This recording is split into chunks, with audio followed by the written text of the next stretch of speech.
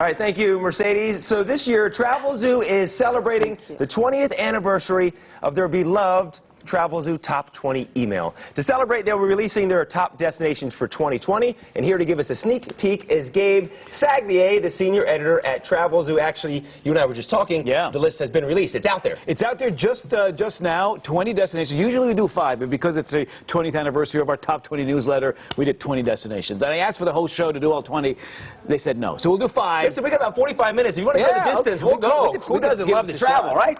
All these destinations that either have a bit of a value factor or there's something special or unique about them that makes them just something to consider seriously for 2020 travel. The first one you have on the list is Hawaii. Yeah, and we don't need a lot of excuses to consider a Hawaiian getaway, but here's a fact. Southwest Airlines had to postpone a lot of its routes out of California because of the grounding of the Boeing MAX 737. So now we're going to see over the next couple of months newer flights out to Hawaii. That'll bring flight prices down. That'll bring vacation prices, vacation package prices down. And so all of a sudden that Hawaiian getaway, which tends to be sort of a, kind of a lucrative getaway, just becomes much more affordable. I'd say 30 to 40% savings over just a couple of years ago as far as flights and vacation packages to Hawaii. Now, there are nonstop flights from Vegas to Hawaii right now in Southwest. There are. They tend to be seasonal. Really going to find the best, sort of the largest number of flights out of California. Oftentimes that connection through either Los Angeles or the Bay Area could save you some money, especially for larger groups traveling together. Now, an area next on the list is called Mendocino. Am I saying that right? Mendocino, California. Right. People tend to forget that north of the Bay Area, there's still like 400 miles of California still to go.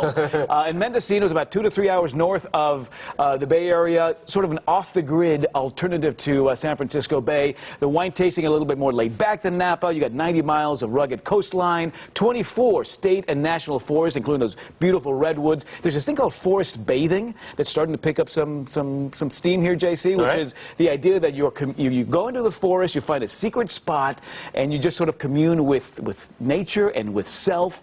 Sort of a growing wellness trend that Mendocino is embracing. But anyway, pricing, again, compared to the Bay Area, a lot more affordable. Some gorgeous destinations there.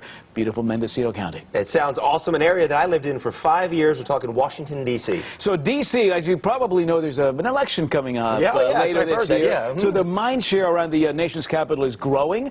It's the food scene, though, that's really making D.C. sort of a go-to destination. Foodies are starting to flock now. New restaurants have opened up in D.C. in the last couple of months. We are entering 2020 with new hotels as well.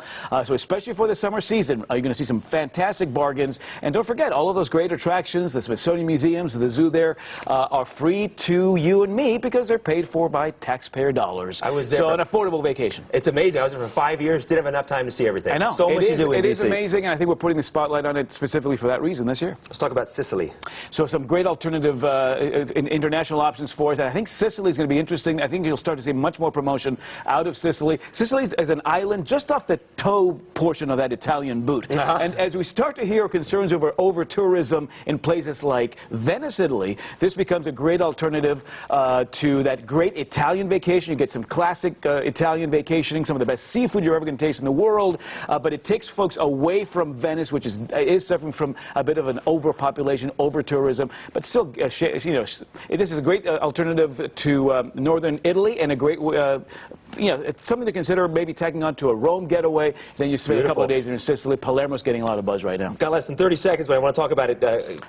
Curacao? Curacao. Curacao. I was going to say that. Curacao. It doesn't roll off the tongue after all. Yes. Yeah, this is one of the southern Caribbean islands. Very rare to see the hurricanes hit here. Average temperature around 81 degrees. It's a Dutch colony, so a little European influence, South American, Caribbean.